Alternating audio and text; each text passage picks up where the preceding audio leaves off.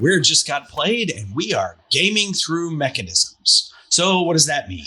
Well, we like to talk about tabletop games, board games, card games. And when we talk about them, we describe the different mechanisms which are present in the game, the ways that you interact with the game.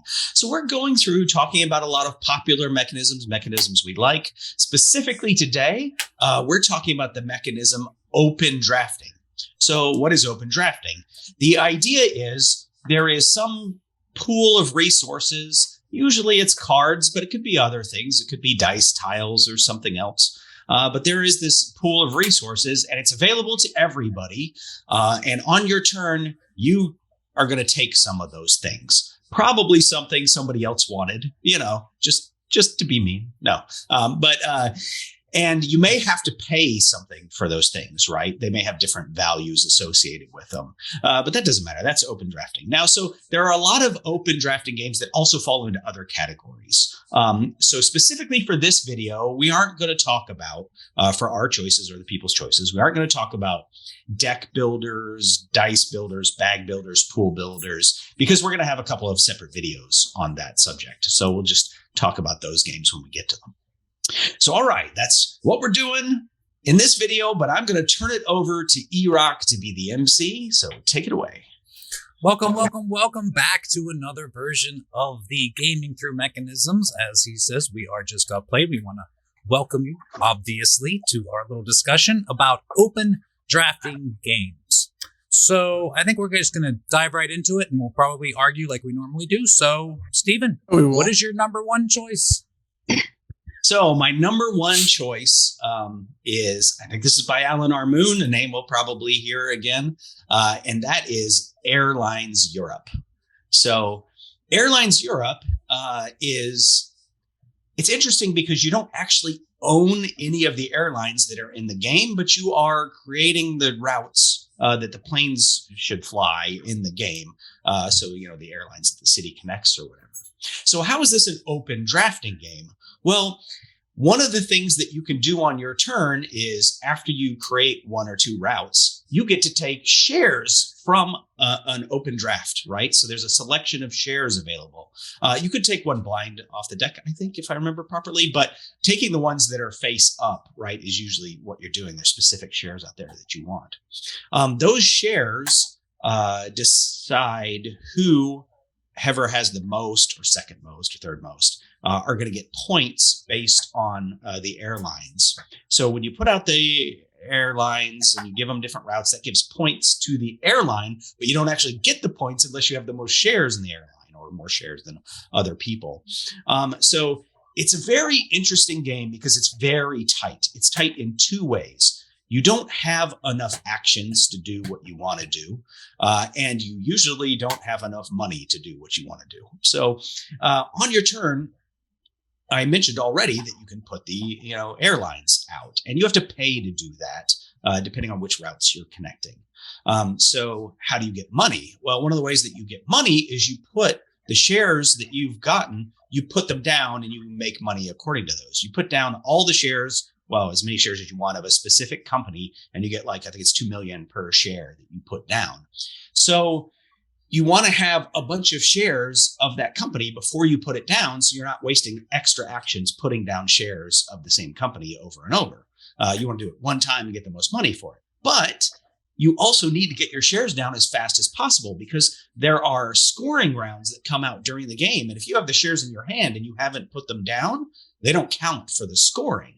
So you want to get your shares down, but at the same time, you want to hold on to them till you have more till you put them down. But you also need to put them down to get the money so that you can connect the routes. But also, if you put the shares down early, you signal to everybody, well, I'm taking control of this airline. And then nobody else wants to also help build up that airline thinking that they can also get shares and potentially get a bunch of points from it. So it's got a lot of weird intricacies going on from some pretty simple mechanisms. And I think this plays up to 5 players, and there's some promos for this game that are actually pretty good. It is out of print and will never be printed again in its current form. So if it ever does come back, it will be some, other iteration of it. It's not actually that hard to find a copy of the game. You can usually find one floating around for not too much money, but it's fun. and it's cutthroat. You can make deals with another player to sort of get together and screw other players who might be investing in some other airline, but you don't have to play that way if you don't want to. So yeah, it's Airlines Europe is my first choice because that open drafting of the shares that you take really is central to the whole game. Excellent.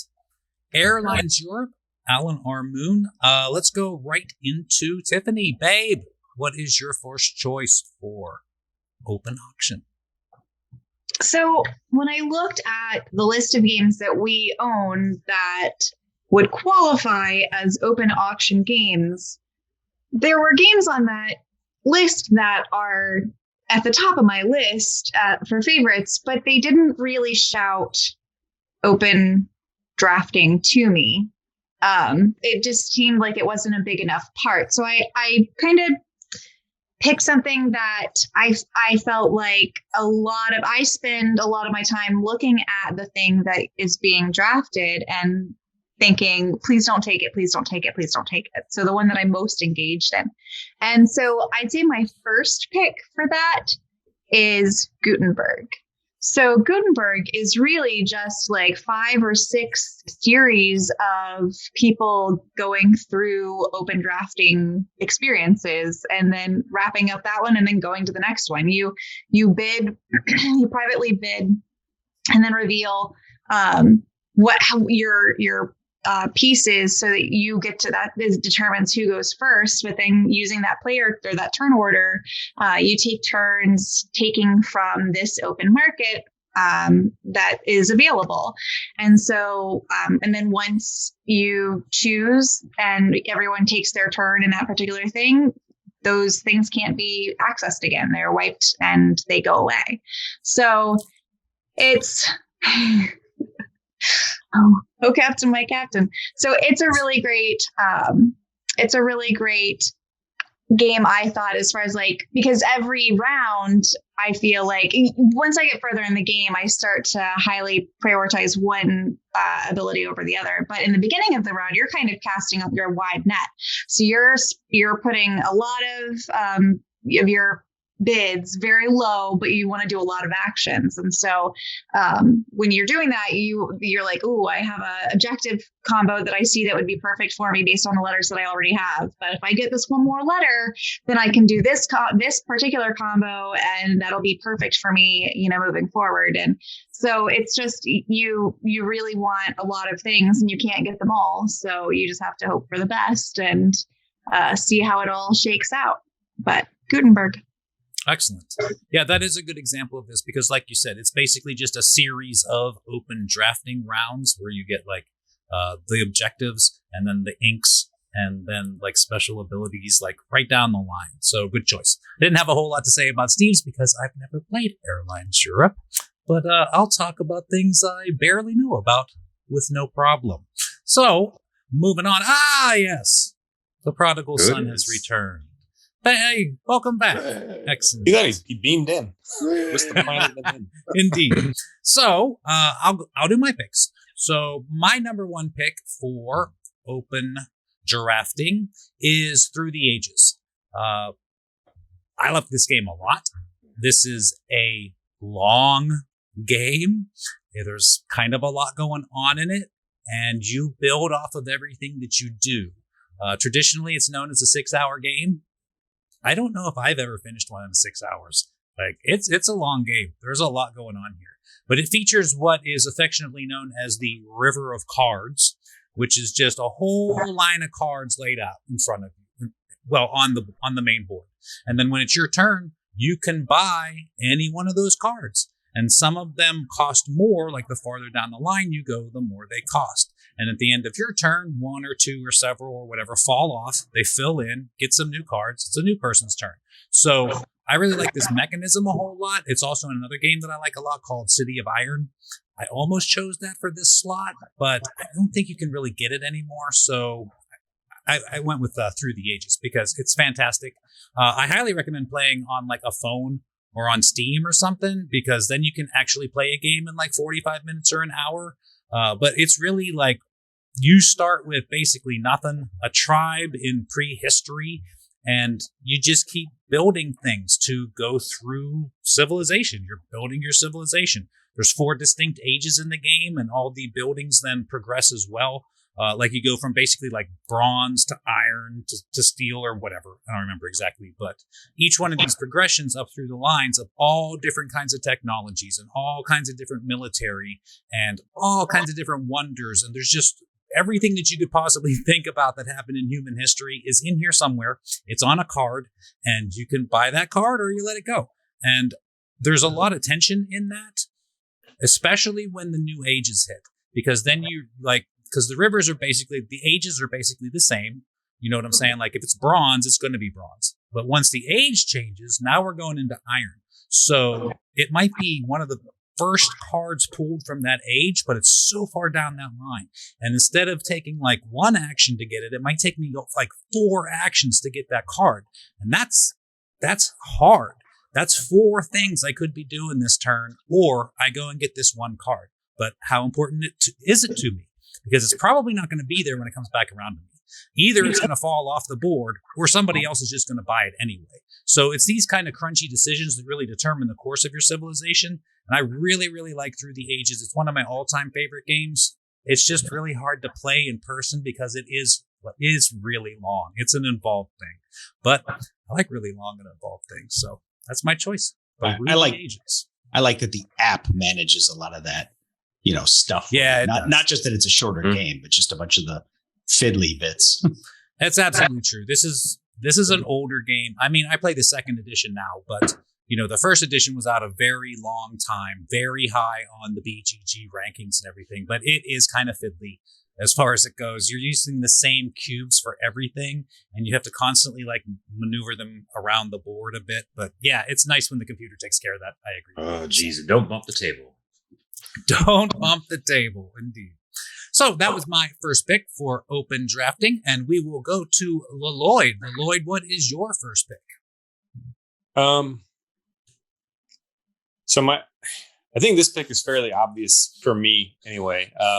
The second pick is going to be hard. I'm still mulling it over, but the first one is in the Ticket to Ride family, but it's not Ticket to Ride. It's the smaller box ones, like Ticket to Ride New York. I haven't played the London one or the other one, but Ticket to Ride for me is just too long for what it is. And Ticket to Ride New York, and I imagine London too, it's much faster. And basically what it is I'm sure most people have seen Ticket to Ride. It's been around forever.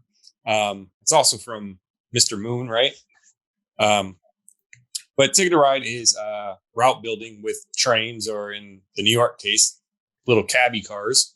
And you are drafting cards that match different route colors. And I forget how many route colors. There's like 5 route colors, and there's some wilds.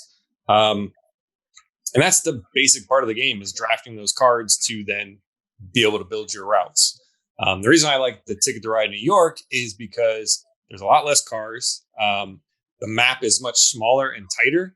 And when someone takes one of the routes that you want, it's not as easy as in like regular Ticket to Ride, where it's just like everything's, 5 or 6 spaces. Sometimes a route in here is only 2. And when someone takes that 2, your only other route is a 3 or a 4. And you barely have enough cars to finish like 2 routes that you get in the assigned routes. So you're really, first, fast and as short as it is, you're really like min-maxing where you can place and what routes you want to do. And it's very rare that you ever take like a 3rd or 4th route in this game, just because the board is so tight. But on occasion, if you get 2 of those like shorter ones that are only like 2 or 3 spaces max, and you can connect a couple routes together to get those 2 cards, you might take it. But sometimes you just get stuck with a card because it's like 6, and that's a really big number, because I think there's only you only have like 12 or 15 cars in the shorter the New York version. So the game goes by really fast, and you really have to kind of pay attention to like managing your keeping count of exactly how many cars you have, how many cars the other people have. Because as soon as you get out, just like regular Ticket to Ride, as soon as it hits a certain number of cars left, that's it. End of the game. Everyone gets one last turn, and then that's it. So you really have to like pay attention, not only yourself, but to everyone else about, okay, well, if they put down one more 3 route, that's it. It's game over. So I better do this. It just seems like it's a lot tenser, and it's a more compact, more tense version of Ticket to Ride. It doesn't drag on for 45 minutes. It's literally like 15 to 20 minutes max. So that's my pick. Ticket to Ride, New York. It's funny for after hearing about Through the Ages, you said drag on for 45 minutes. Right. Well, I mean, Basically Ticket to Ride just is started Through the Ages. at that point. it's very limited in what you do. You're drafting cards and placing routes. So that mechanism doesn't really hold up for an hour-long game session. Like, at least in the other one, you're doing different things. I played Through the Ages once, and there's a lot going on. There's a lot to keep you invested. Ticket to Ride, it's just like draft some cars, play some cars, and that's it. That doesn't really hold my attention span for 45 minutes. So, yes, it's for what it is, it drags on. Doesn't overstay its welcome. Yeah. Indeed. I bet that is not the last time we hear from Alan R. Moon yet. Lost my train of thought, so that's Your train of thought? Ticket to Ride. See? Yeah, that's your fault. So let's just move on. John, what is your first pick? My first pick is a game by Alan R. Moon called Airlines Europe. And this is where I thought I might have overlap with Steven. It really does. It's kind of the same formula as Ticket to Ride with all the open drafting, the colors. It very much feels like Ticket to Ride, but with more mechanics to it. But as he was saying, there's so much tense decisions where you might have the best interest and airline, but if nobody else is going to join in with you, you're not getting anywhere. But if I join in and I help just a little bit, you think I'm being a team player, I get second place points for that, and I didn't have to invest into it nearly as much as you did. Then you've got others that you're fighting for where somebody has 2, you have 2. Oh, this turn, the third person jumped in with 2. Now you really want to get the third for that, so you can put the stock down, and it kind of changes your process of, well, I was going to do this, but I need to stop what I'm doing. I need to get that last stock and get it on the board, because the different stocks based on the airline size have different number of shares in the game. So some shares are only 7 out of the entire game. Some have as many as 15. So it depends on what airline you're doing, who's invested in it, what's come up on the deck, and you really have to play tactically of, I'm going to make this decision now based on what the board is telling me, because if I don't, I'm going to be in big trouble. And even as a neutral airline, it's just all about getting stocks. There's not even a plane represented on the board. So Ticket to Ride is one of my favorite games that got me into the hobby. This feels like a more gamier version of Ticket to Ride with a lot more decision space. And Steven forgot the best part, which is the rule book has a picture of Alan R. Moon in it. And you can't say that about many games. So that really put the icing on the cake and why I chose Airlines Europe. I had a feeling you were going to pick Airlines Europe. I mean, I think the last time we played this game, we had a pretty epic time where we screwed our opponents pretty good. They were trying to connect essentially along this route and get a bunch of bonus points. And John and I were like, well, if you take that route on your turn, and then on my turn, I'm actually going to put out some of their planes. They won't have enough planes to complete the route because we used up their stuff. Yeah, that was good. There's limited planes in the box, which match amounts of stocks. There is just so much deceptive hidden decision making in this game that if you really know what you're doing, you can pull off some really neat stuff, and you can really have a lot of those moments where someone's pulling their hair out going, I can't believe you just did that. And for a game that's that interactive, it's just a lot of fun. Yeah, you'd love it, Tiffany. Yeah, it was just, well, it's so funny because up until then I was like, oh, I'm sold because I love Ticket to Ride. And then, you guys just, sounds awful. It's a game that's not cutthroat till it's cutthroat. Yes. Yeah. Say, Ticket to the Ride is the same way, right? Yeah. I mean, we can all play nice, it's or not how I you can show play your it. airline. Yeah. Excellent. Well, that's 2 votes for that and 3 Alan R. Moons up to this point. JJ, what is your first choice for Alan R. Moon? My first choice would be Airlines. No, I'm sorry. A little note about that is I played Acquire and Airlines very close to the same time, only like a couple months ago. And I agree with what all you were saying. I have to play it again though, because I only played it that one time. I'm not a big stock person in like money games, but I did like both of those games just because of the stock and like shorting other people and then like jumping in and then building up. Okay. Yeah. So I liked it. So for my first choice on open drafting, I'm going to pick a little known game. Speaking of Dragon, this one's called Simurgh. If anybody's ever heard of it, it actually means dragon in another language. I don't even know what language it is. And it's actually sitting right here in front of me. I would say it's probably my most rare game because I bought this game on Kickstarter and the expansion came out. I don't know if anybody else has even heard of it. I've never seen anybody even buy it. The place I bought it from, the expansion from, nobody else came in and bought the expansion. So I've been wanting to talk about this game for our mechanisms and in general, but I just decided to wait because it's like, ooh, my little fancy game, my little rare game that I got. It's by NKN Games. Has anybody even heard of, who is this person? Pirog Zizzy? Oh, that's an Eleanor Moon pen name. That's what oh, really? Okay, got it. So this is an Eleanor Moon game. So to put it simply, it's a worker placement game. But not only do you have like your little worker guy, you have a dragon rider. Yes. The little plastic pieces that come in it, they're not wooden. They are plastic. They're not very thick or anything, but you do get a little guy sitting on a little dragon and it's a little 3D piece. You're taking your people and you're sending them out and trying to get more dragons and feed your dragons, get more people, and then I guess eating your people because they go away somehow and then you can buy them back, which is nice. But you're in this little city called Dragontopia. I forgot what it was. It's been a while since I've played it. But you're in the city getting all these resources and then you have to go out into the wilds. What are the wilds, you say? I got you.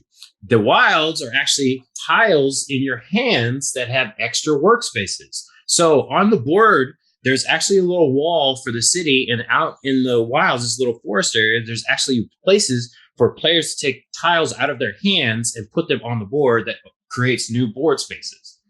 There's all different kinds of tiles. Some just get you a bunch of victory points. Some where you actually go like on this little journey where you have to like pay resources to move down and you get extra stuff. But the tiles work. You start with a hand of tiles. There's like a little tile deck that you make.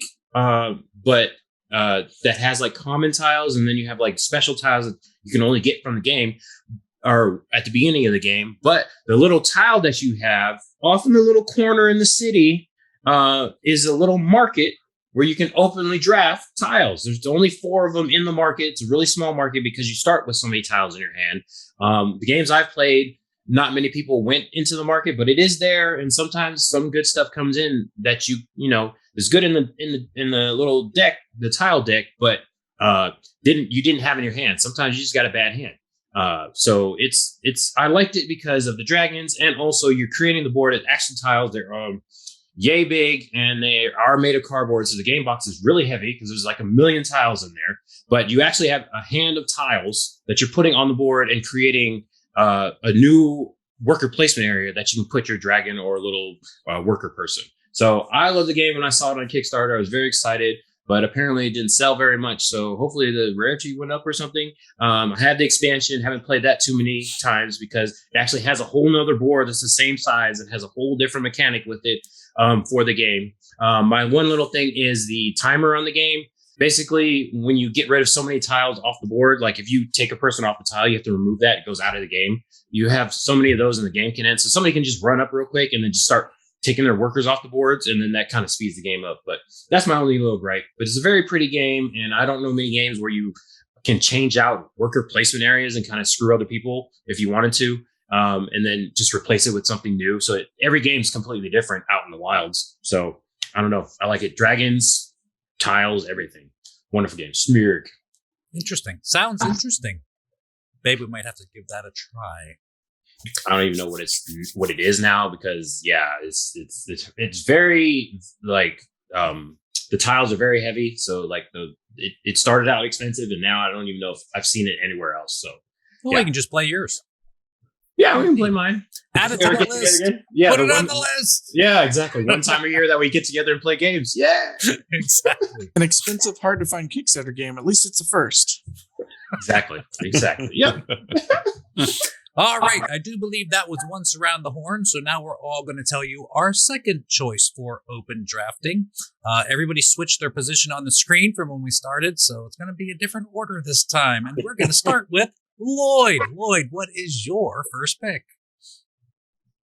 My first pick. I guess your second to ride pick. New York. Yes. What's your first pick? Wait, is that an Isle on Our Moon game? That's for my first pick. I'm telling you what my first pick is. So I have a 3-way tie in my head for the second pick. It was a 2-way tie, and then for some reason, I don't know why, just this third one came in. So I think I'm gonna go with that one because it's off brand, which is on brand for me. So my two runners up were actually going to be Sagrada and Azul. And I can like interchange those because they're pretty much the same game to me. Like they do the same thing. So I don't really have one that I pick over the other.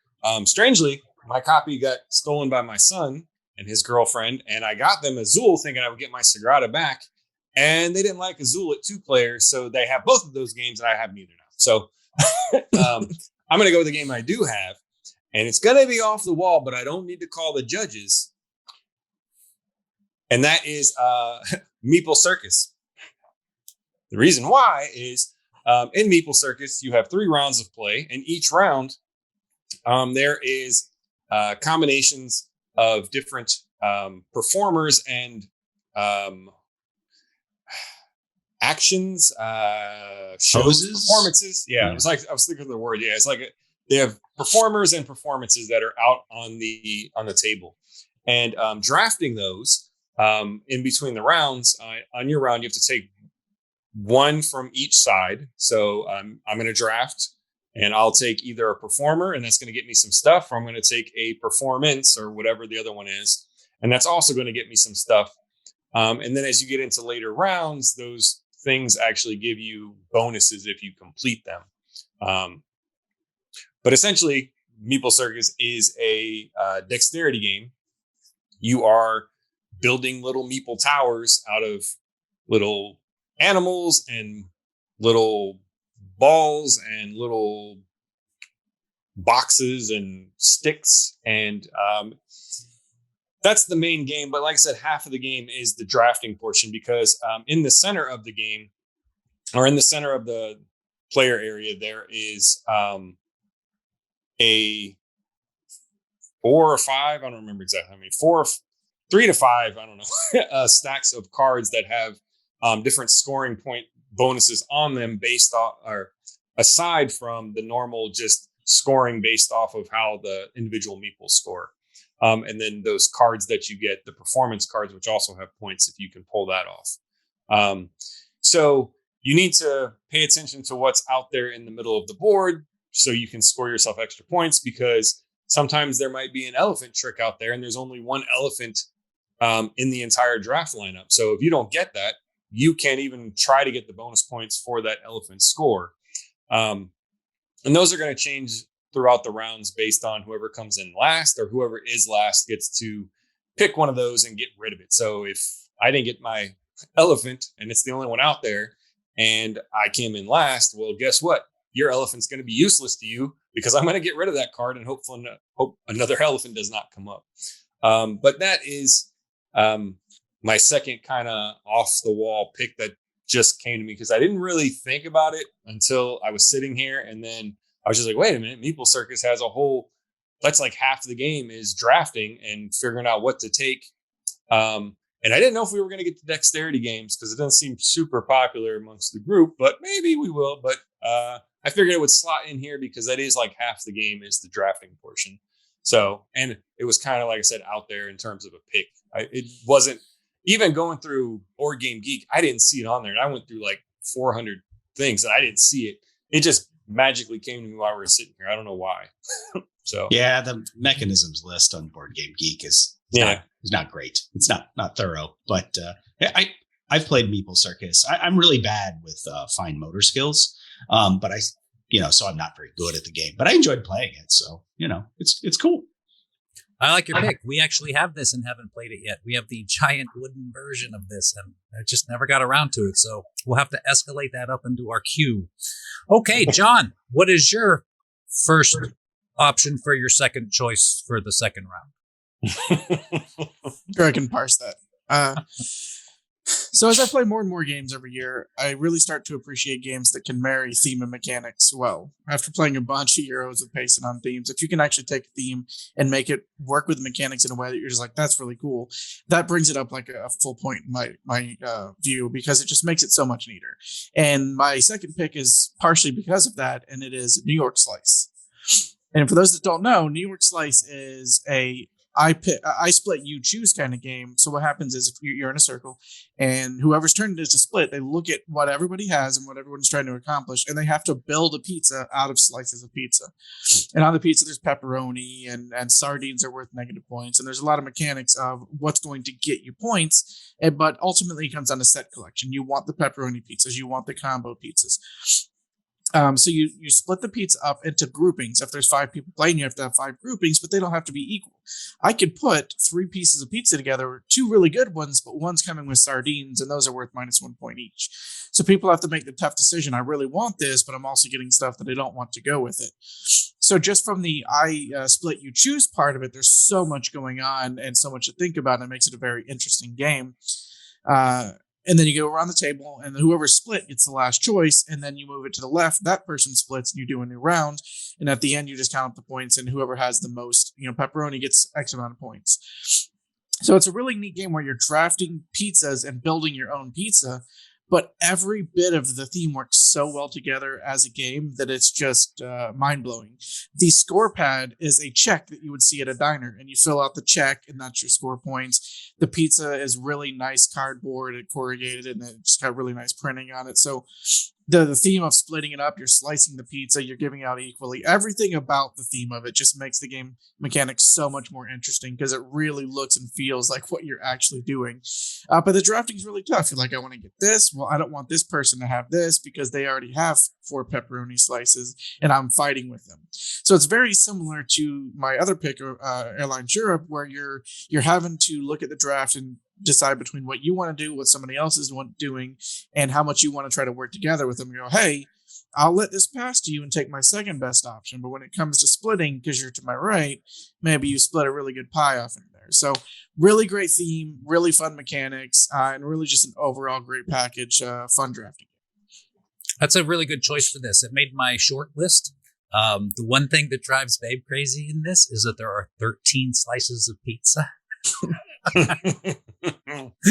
which just drives her a little crazy, but I think it's hilarious. But it looks so cool when you actually build the pizza. I agree. It does. It looks great. The only thing is, it's not like you took a roller through it because it just doesn't work out. Hey, that next way. time you order a pizza, put in the notes. Cut it Yeah. into 13 slices, Cut it into please. 13. And make sure Alan R. Moon cuts this into 13 slices for me. Get Alan R. Moon to do it. Excellent. All right. Another good choice. So we're back to me. So I'll do my second choice at this point.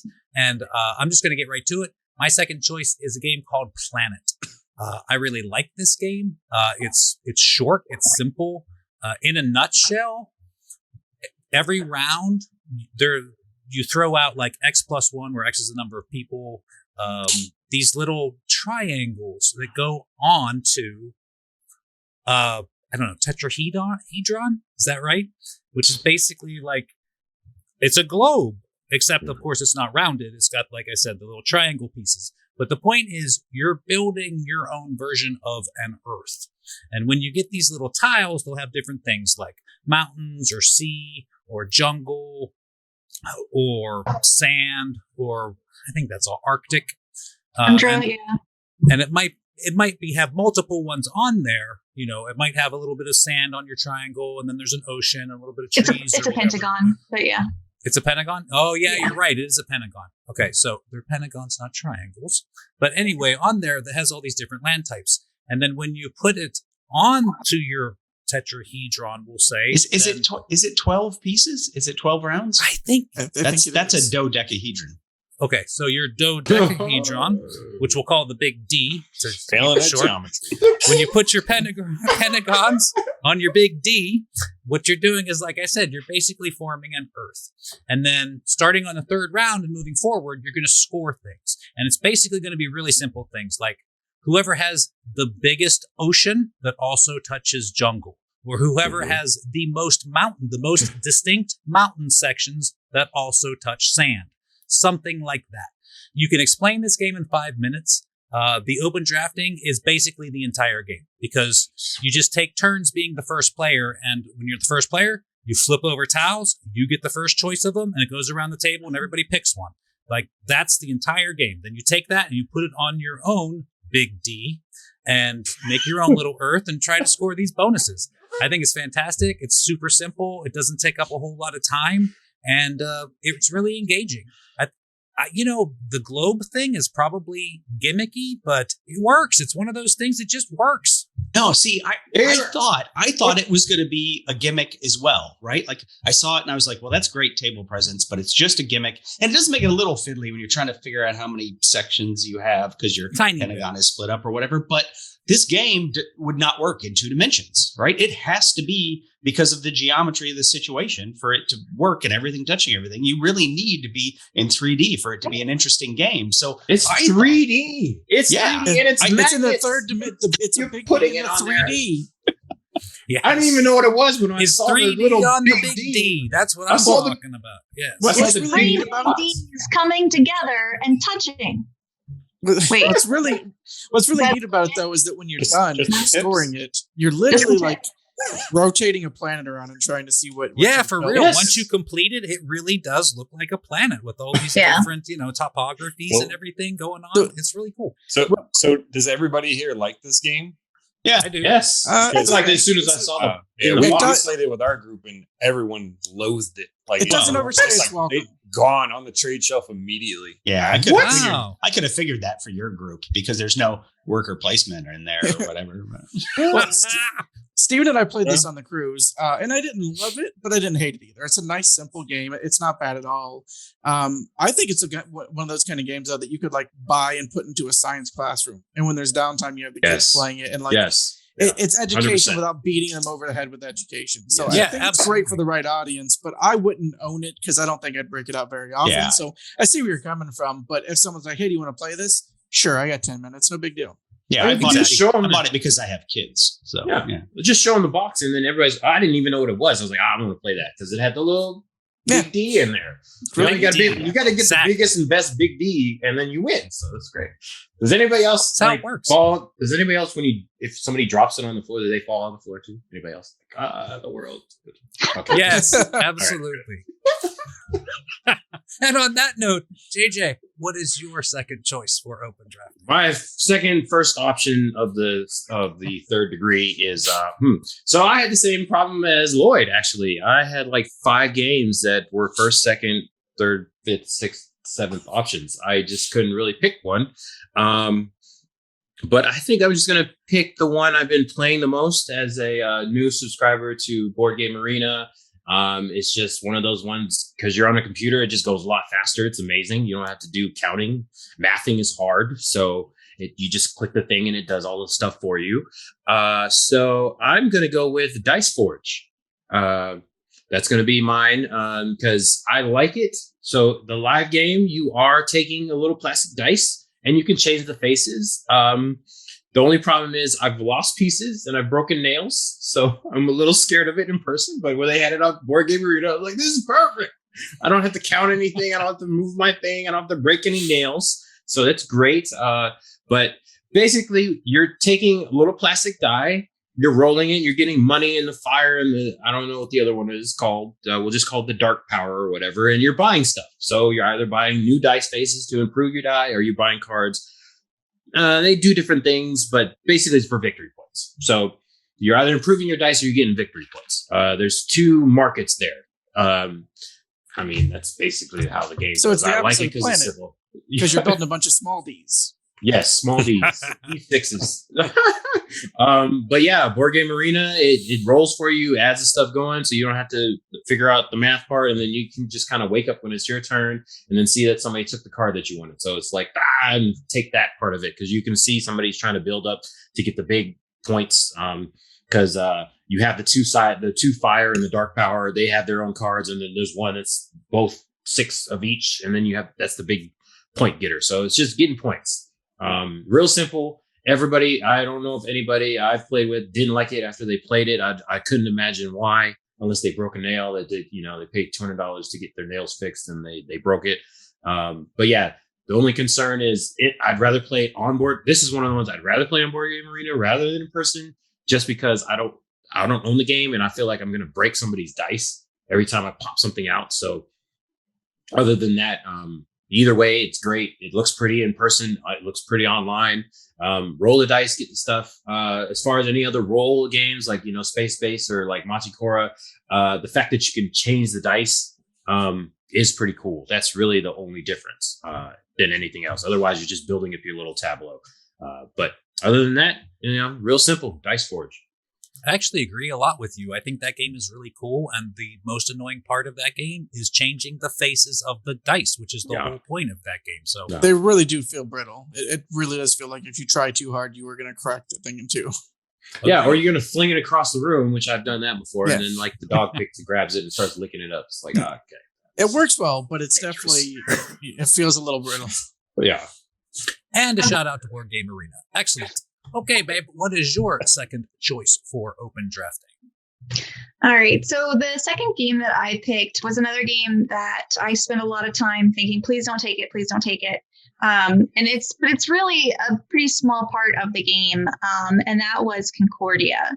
So Concordia is, nice. We're getting some crossover. So Concordia is a really great game. We've talked about it probably ad nauseum at this point on this channel, just because between Babe and I, we like to talk about him a lot. But the part about this game that makes it open drafting is the deck of cards that you hold. Basically, you have a deck of cards, and that dictates what action you're going to take.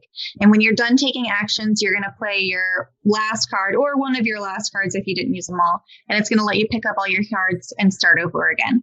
And so you can go to one part of the game where you buy additional cards to go into your hand that you can use as actions. So that makes it open drafting. Because you take turns going in turn order, going to this place and taking them off of the board. And then I think they tick down and they get wiped, like the lowest one gets taken off each round, so that they're constantly rotating out. And that's also one of the timers for the game, is when that deck or a pile of cards is empty. But it's just a really great game, and I really like that part of this game. I think without it, it really wouldn't be the same game. It just adds a fun element of, am I going to get the right cards that I want to do what I want, so that I can play the strategy that I want to play. So it's Concordia. Plus, on top of that, sorry, y'all. On top of that, the cards that you're buying also dictate what you're scoring. I love the duality of that, how I'm buying actions and I'm buying what I'm scoring. So you got to try to keep all of that in mind. And they might not be exactly the same. Like the action that I'm buying on a card that lets me do might not really be related to the thing it's scoring. So it's one of those choices like, what am I getting the card for? Am I getting the card to score? Or am I getting it to do actions that could potentially score me points other ways? So someone else. Yeah. If we were doing a list of please don't take that, Concordia would be the top of that list, because that is a very tight game. It's such a great game, though. But when you're playing through it, every action matters, and you're constantly like, I just did something. I need that to be around when I get back. And you really do get that feeling throughout the entire game. So Concordia is absolutely a great game, and it's absolutely a please don't take that game as well. It's great because it depends on what player order you're in and what you're going to do. So I love that it's not just everybody's copying everybody. No, you got to, if you're in fifth place, it's like, oh yeah, I guess I'm going to take a card rather than go out exploring. So I like the duality of it. I've only played on the one board because we only play it with like 5 players or 6 players, whatever the max is. So I don't know how the other boards work. So yeah, other than that, that one board is amazing. Yes, indeed. Excellent. Yes, excellent game. We love it very much. Like she said, this is one of those that I kind of forget about it, and then it comes up in conversation or something. I'm like, oh yeah, Concordia. What a great game that is. So, yep, I agree. Okay, Stephen, you are going to finish us up for round 2. What is your choice? Well, I had a short list for my second choice too. I was really tempted to talk about Role Player. Because it has that drafting of the dice, and then there's also the market, right? That comes out of that with the initiative. And then just as you guys were talking about I Split You Choose, it made me think about Zularetto, which is my favorite of that sort of genre. But I'm just going to go ahead and stick with the one I picked originally, which is Villagers. So Villagers from Sinister Fish. There's a lot of games out there named Village or Villager and something village. And so Villagers from Sinister Fish and their sort of custom annoying box that they like to make all their games in, which is like a deck box kind of looking thing, because the game is a deck of cards for the most part. And those cards you're drafting because thematically you have a village and there is a road of visitors, going by your village, and you want to convince them to come settle down in your village. So you have a limited amount every turn that you can draft. That is dependent on the cards that you've put in your tableau. You can get between 2 and 5 cards drafted every round. And then separately, you have to sort of build them a hut or something, build them into your village so that they actually live there. But there's it's interesting because you can kind of see the cards that are coming because the card backs are different depending on the type, but you can definitely be building, towards a strategy because these cards, they build on each other. So one card might be the first in a chain that could be as many as 4 long, I think, right? So you need this card down and then you need this card on top of it, and this card on top of it, and this card on top of it, and generally you're trying to score more and more points, right? Is the point of that. And you want to get stuff down as early as possible because there's actually 2 different scoring time milestones in the game. So if you can get stuff down before the first one, most of the stuff will score you during that first one as well as the second one. There's this interesting thing that the cards that you draft, you might draft something just because it's relevant to other people. So I don't mean just taking a card that they need, which you might do that as well, but also there are these cards that in order to play the card, it's dependent on some other card being in circulation. Now, say, I need to put this card down and it says you need to pay a carpenter to put this card down. So if nobody has the carpenter, no big deal. You can still play the card. You just have to pay the money to the bank. If you have the carpenter also, you can put the money that you would normally pay on your own carpenter and that money becomes points. But if you don't have one and somebody else at the table has one, you have to put the money on their carpenter, which becomes points for them. So it's got this interesting thing about, am I going to draft something to, build up some chain that's valuable? Am I going to draft something or for some other strategy? I'm going to draft something that helps me build up a lot of stuff or draft more things. Am I going to draft something that just unlocks other stuff? I'm trying to get points that way. And so, there's a lot of interesting choices. And frequently I'm just like, ooh, I would like that. Ooh, I would like that,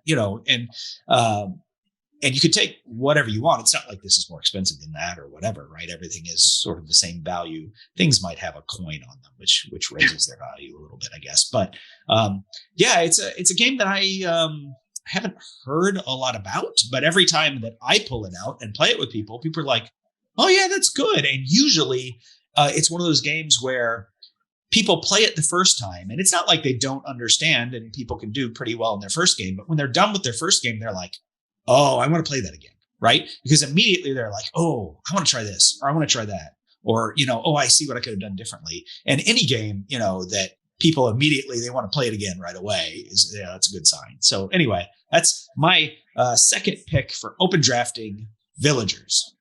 I actually agree with your description of that game in that it's surprisingly good.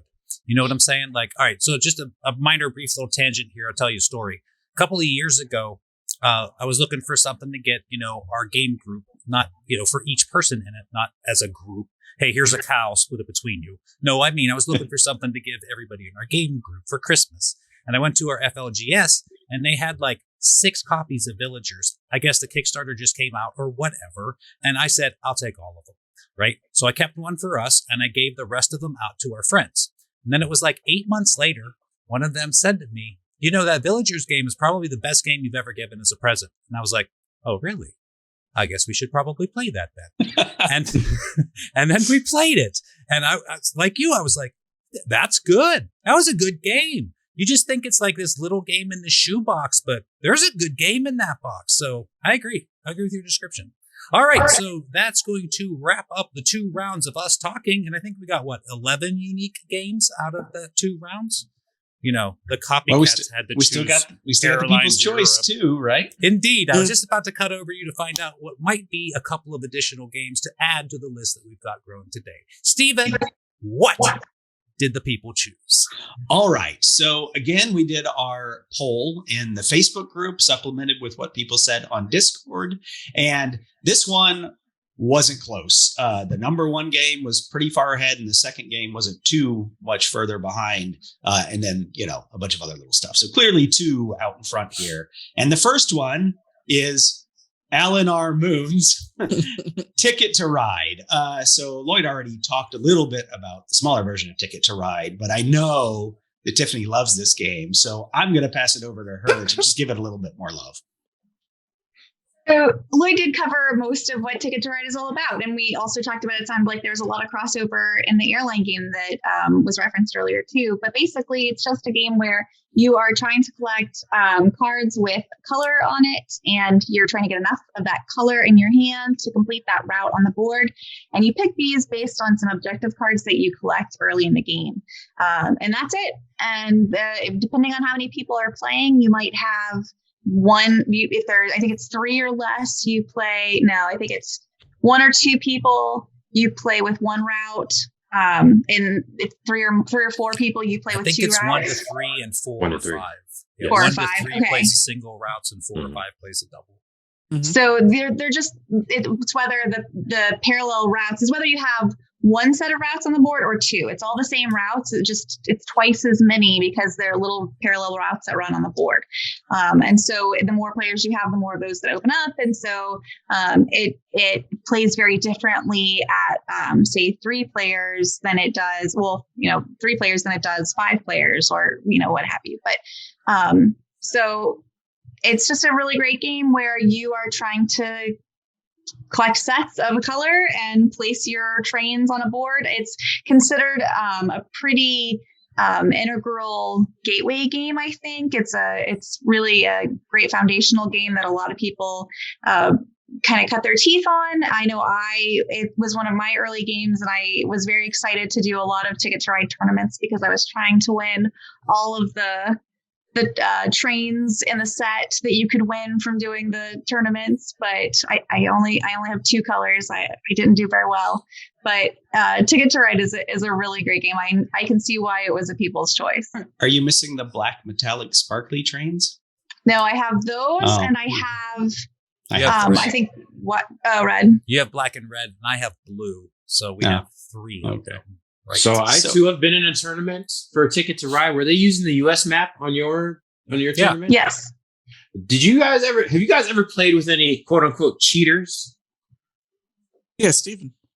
Yeah, Stephen. Okay, so my version of cheating is when you look up a game and then you try to cheat the game by just picking the one way to win that you can guarantee to win. You guys know what I'm talking about with Ticket to Ride US map? I asked those players to politely but firmly leave.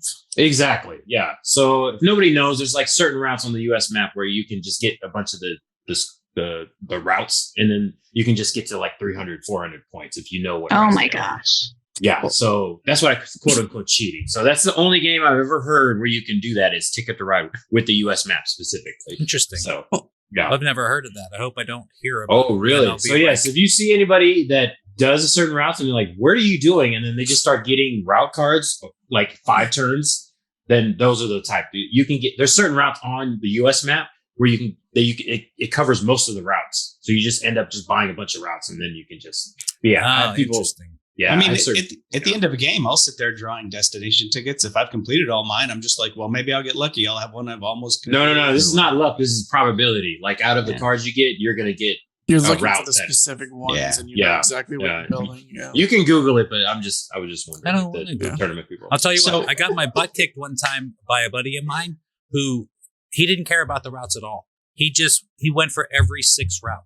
Every sixth route got like 15 points or whatever, and he kicked our butts. Yes. Yeah. You got a top I- person for doing that. I got this is a gift. I got the Ticket to Ride First Journey, which I was like, boy, Ticket to Ride's pretty simple. What's the point of First Journey? But that was where my kids started playing the game. But we very quickly just got them to play the regular game. Like it's a And- small leap, right? Yeah, exactly. And I only ever played this game 4 or 5 players, except what is that, John? We played the Legendary Asia. Was that like 8 players or something? Yes. So if you play Ticket to Ride Whoa. Asia, they have one of the mapped components made for Team Ticket to Ride. So you can do 4 teams of 2. And if you haven't tried this yet, you absolutely need to. It's It good. puts new life into it because so I'm on my team, and then Steven's to the left of me. I'm not allowed to talk to Steven. I'm not allowed to say a word to him about strategy. He has to look at what I'm putting on the board while he's trying to fill his tickets, and then he has to try to infer what's going on while we're both building routes. We're both trying to get our own tickets, but you can't talk strategy. It is a really interesting way to play Ticket to Ride, and it's built into the Asia map. So you have to have Asia to play it. But if you see a copy at a con or something, I would absolutely recommend it. It's a Yeah, blast. you share Interesting. some train cards and you share some destination tickets, but not all. You also have your own private. So it's fun and it gets well. I mean, we were playing it like midnight at the last night of a con, so I want That to was say it like gets a little 3 a.m. ridiculous, but I think we were all just a little Yeah. punch happy, whatever, at that point, anyways. But we had the milk truck, so it was good. Oh yeah, that's right. That was good. Well, that does sound interesting. Okay, what was the people's second choice, Steve? All right, the people's second choice. I'm going to throw this over to Jim Jam to tell us a little bit about Splendor. Splendor, the chess killer, as far as I'm concerned. That's it. Yeah. Chess? Damn. I love Game that. That was a perfect face. Steve, that was great.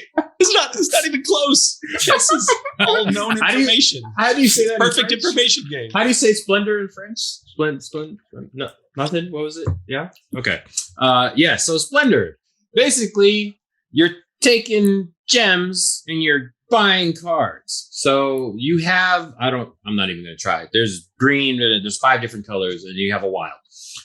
You're getting Very thematically strong. Yes, yeah. So I'm sure you can go in and say what all the ruby, sapphire, whatever. Anyways, you're getting little chips, which is I like the fact that you have chips. You have like little poker chips that denote the gems that can come from this game. So you're going in and you're buying you're holding the gems and you're buying cards that have like other gems on them, and then they have some victory points on there, and then you put them in, you buy them, and you put them in your little tableau. And the first person to 15 kind of ends the game. 15 victory points. And then you have nobles you can buy. It's a very simple game. I say it's a chess killer because once I learned how to play, it's like, I don't even know why you would want to play chess again, but it's kind of a different game. Very simple, very much like Ticket to Ride, less table space. I don't even know why you would want to get a play mat for this, but there's a fancy play mat you can get. I just like the fact that you can put the cards out there and you don't need a play mat. So you can play this in a restaurant if you wanted to. Doesn't take a whole lot of space. So if you're waiting for your meal, you got the Splendor with you. You can just put it on a little table mat. I don't even use the regular box that comes with it. I would just put the cards in like a little deck holder and then put the chips in a bag and just take it and go. So love Splendor. You're playing it. It's a 4-player game. It's so simple to play. Like I've tried to, I don't know how you can get more complicated than that. But there is a Marvel version of Splendor now, which makes the rules a little bit different in order to win. I will say this is the first time as a superhero geek and an anime geek that I would not buy the Marvel version of a game. I will say that because it like adds a little bit to the game that makes no sense. So in the regular game, you just have to have any colors, any kind of combination, get to 15, you win. Marvel version, you need one of every color of card of the gems, and then you need a level 3 gem in order to win the game, which makes no sense to me. But they added that in there. You're building the Infinity Gauntlet. Yeah, right there. What? Yeah, but every level 3 has like the time gem on there, so it's like, what? How does that even make any sense? But okay, whatever. Yeah, so you're building the Infinity Gauntlet. Everybody's Thanos now. There's four Thanoses on the but yeah, multiverse. It's a multiverse. Yeah, variants. Yeah, come on. Yeah, okay, variant. Yeah, no. I'm yeah. As the comic book geek in the group, I would. This is one I wouldn't buy. But yeah. So that's Splendor. That's convoluted way of talking about it. But you want that Marvel version of chess, don't you? Oh yes, I would actually. Yeah, that's funny though, because like Splendor is so dry. It's drier than trying to eat a cardboard pizza slice. From You think it's drier than chess? Yeah. You think it's drier than chess? I didn't say that. I just said Splendor is so dry that I don't like it. Like, but you talk about the Marvel version. I'm like, well, maybe I would actually like it. Then there's some theme there, and maybe it makes sense. Like I don't want to play Splendor because I find it so boring. But the Marvel one, I would at least try. Yeah, it's a good in-between game if you have sitting there, and it doesn't take a whole lot of time to set up. You kind of take the chips out of the thing and you stack them and then you go. I just like it because it's easy to teach and it's easy to play. People pick it up like a couple rounds, just like, okay, pretty good. Yeah, it's Marvel Fantasy Realms, which is another great open drafting game. Oh, okay. Yeah. But yeah, Splendor is a good pick. I mean, it's a solid game and a lot of people like it. Super popular, just not in my wheelhouse. So, anyway. I think the decision to put the poker chips in there really elevated that game. Oh yeah, if it was just a bunch of cards, it would have been just another simple game that kind of got lost in the shuffle. And I like the fact that you have the nobles, and if you have any promo nobles or promo poker chips, they look even better. So that just makes it a little bit. And then there was an expansion, but I have not played the expansion for the base game yet, so I don't know what that adds exactly. But the fact that you're using the poker chips to buy cards, add to your tableau, and then when you get the card, that's a permanent one, so you don't have to give anything up. And then you're buying nobles at the same time. Like anytime I lose, it's because I forgot about a noble, and then somebody gets like 2 in a row, and it's like Oh, the expansion does a great thing. It actually adds modules, and I love modules in an expansion. So it's like you can try this, you can mix and match them. It adds a lot of replay. So the expansion is actually really nice for Splendor. It gives you a lot of options. Okay, I wouldn't even play the base game at that point then. So yeah, I'm glad they have modules. We differ, sir, because I hate modules. Give me a freaking game, not a menu of options for a game. So, but you know what? We'll talk about that. What do you even mean? Yeah, we're gonna have a whole video just on modules. I cannot believe that. Yeah, replay it.